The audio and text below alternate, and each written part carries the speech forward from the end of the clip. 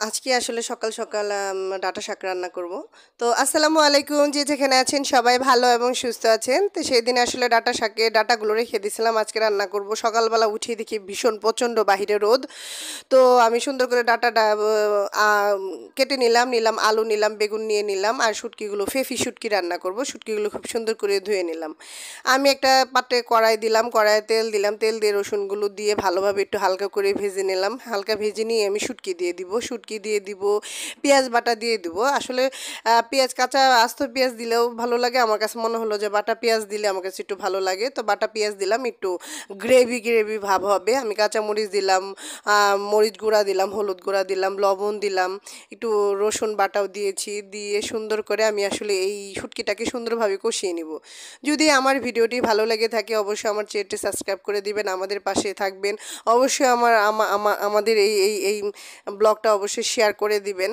আর সবাই যে যেখানে আছেন আমাদের জন্য অবশ্যই দোয়া করবেন, অবশ্যই ভালো ভালো কমেন্ট করেন। আপনাদেরকে অসংখ্য অসংখ্য ধন্যবাদ। যারা আমাকে কমেন্ট করেন তাদেরকে অসংখ্য ধন্যবাদ। আর এই রান্নাটা অবশ্যই এই গরমের ভিতর খেয়ে দেখবেন, বিশেষ করে সকালবেলা ভাত খেতে যে এই শুটকি তরকারি দিয়ে কী স্বাদ, সেটা না খেলে একবার বুঝবেন না। তো আমি সুন্দর করে কষে আসলে ডাটাগুলো দিয়ে দিলাম, ডাটার সাথে আমি বেগুন দিছি, আলু দিছি। সুন্দর করে আমি এইখানেই কষিয়ে ভালোভাবে লাড়াচাড়া করায় ঢাকনা দিয়ে ঢেকে দেবো, একটু কষিয়ে নেবো। দেখবেন কষিয়ে নেওয়ার সাথে সাথে দেখবেন যে ডাটাগুলো যে আছে, এই ডাটাগুলো এতটাই নরম যে আপনি হাত দেওয়ার সাথে সাথে দেখবেন যে ভেঙে যাচ্ছে।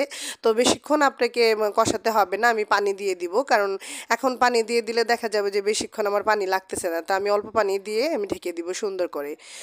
তারপর আপনারা কেমন আছেন? সবাই অবশ্যই ভালো আছেন। প্রচণ্ড গরম পড়ছে বাহিরে, এই গরমে আসলে বাহিরে বের হওয়া খুব টাফ হয়ে গেছে। তা বাচ্চাদের স্কুল বন্ধ, এদিকে একটা শান্তিতে আছি। যদি স্কুল খোলাও থাকে অবশ্যই ছাতা ব্যবহার করবেন। আর প্রচুর পরিমাণে যার যার বাসায় ছোট বাচ্চা আছে প্রচুর পরিমাণে পানি খাবেন, বিশেষ করে লেবুর শরবতটা খাবেন, দেখবেন শরীরও ভালো থাকতেছে, নিজেরাও সুস্থ আছেন, বাচ্চারাও সুস্থ আছে। এই গরমে যত পারে হালকা পাতলা জাতীয় খাবার খাবেন, তাহলে শরীর ভালো থাকবে। যে যেখানে আছেন সবাই ভালো থাকবেন, সুস্থ থাকবেন। আল্লাহ হাফেজ।